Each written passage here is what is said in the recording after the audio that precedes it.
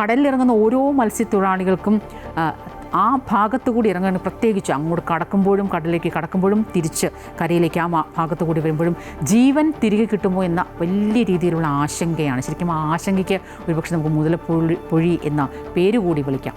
പതിറ്റാണ്ടുകളായി ഈ തുടർന്നു വരുന്ന അപകടങ്ങൾ, 80-ലധികം ജീവനുകൾ ഇതിനോടകം തന്നെ നഷ്ടമായി കഴിഞ്ഞു.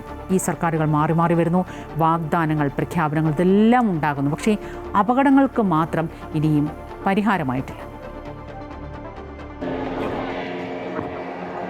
മത്സ്യബന്ധനത്തിന് കടലിലേക്ക് പോകുന്ന ഓരോ ദിവസവും ജീവൻ പണയം വെച്ചുള്ള യാത്രയാണ് മുതലപ്പൊഴിയിലെ മത്സ്യത്തൊഴിലാളികൾക്ക്. തുറമുഖത്തിന്റെ അശാസ്ത്രീയ നിർമ്മാണമാണ് അപകടങ്ങളുടെ പ്രധാന കാരണമെന്ന് വർഷങ്ങളായി മത്സ്യത്തൊഴിലാളികൾ ആരോപിക്കുന്നു. അഞ്ചുതെങ്ങ് മുതലപ്പൊഴി തീരമേഖലയിൽ യഥാർത്ഥത്തിൽ എന്താണ് സംഭവിക്കുന്നതെന്ന് കണ്ടെത്താൻ സമഗ്രമായ ശാസ്ത്രീയ പഠനവും അതിന്റെ അടിസ്ഥാനത്തിലുള്ള ശാശ്വത പരിഹാരവും വേണമെന്ന ആവശ്യം വർഷങ്ങളായി ഉയരുന്നുണ്ട്. വിവിധ ഏജൻസികളുടെ പഠനങ്ങളും വിദഗ്ധ സമിതികളുടെ റിപ്പോർട്ടുകളും ചർച്ചകളും നടന്നിട്ടും അപകടങ്ങൾക്ക് അറുതി വരുത്തുന്ന നടപടികൾ ഇതുവരെ യാഥാർത്ഥ്യമായിട്ടില്ല. അശാസ്ത്രീയമായ നിർമ്മാണത്തിലുണ്ടായ പ്രശ്നമാണ് ഈ ദുരന്തങ്ങൾ ആവർത്തിച്ചുകൊണ്ടിരിക്കുന്നത്. യഥാർത്ഥത്തിൽ ഈ മുതലപ്പൊഴിയുടെ അവിടെ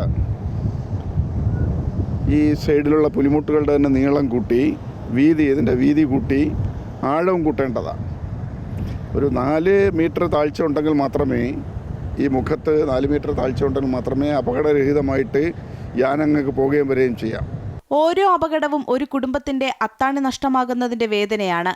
ഓരോ മരണത്തിനും പിന്നാലെ പ്രതിഷേധങ്ങളും വാഗ്ദാനങ്ങളും ആവർത്തിക്കുമ്പോഴും ദിവസങ്ങൾ കഴിയുമ്പോൾ എല്ലാം പഴയപടിയാകുന്നു. അതുകൊണ്ട് തന്നെ ഇനിയൊരു ജീവൻ കൂടി നഷ്ടമാകുന്നതിനു മുമ്പ് മുതലപ്പൊഴിക്ക് ശാശ്വതവും ശാസ്ത്രീയവുമായ പരിഹാരം നടപ്പാക്കണമെന്നാണ് മത്സ്യത്തൊഴിലാളികളുടെയും നാട്ടുകാരുടെയും ആവശ്യം.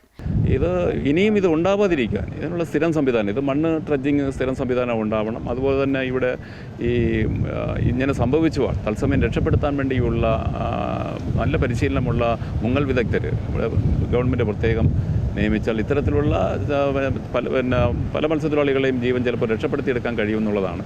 മുതലപ്പൊഴി പഠനങ്ങളിലൊതുങ്ങാതെ അടിയന്തരവും ശാശ്വതവുമായ പരിഹാരം നടപ്പാക്കണമെന്ന ആവശ്യമാണ് ഇപ്പോൾ ശക്തമാകുന്നത്.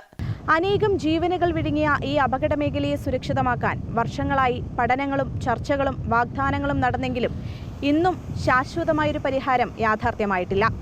ഓരോ അപകടങ്ങളും വീണ്ടും വീണ്ടും ഉയർത്തുന്നത് ഒരേ ചോദ്യമാണ്: ഇനി എന്നാണ് മുതലപ്പൊഴിക്കൊരു പരിഹാരമാകുക? ക്യാമറാമാൻ സുനിൽ മുണ്ടോത്തിനൊപ്പം ആതിര രാധാകൃഷ്ണൻ, അമൃത ന്യൂസ്, തിരുവനന്തപുരം.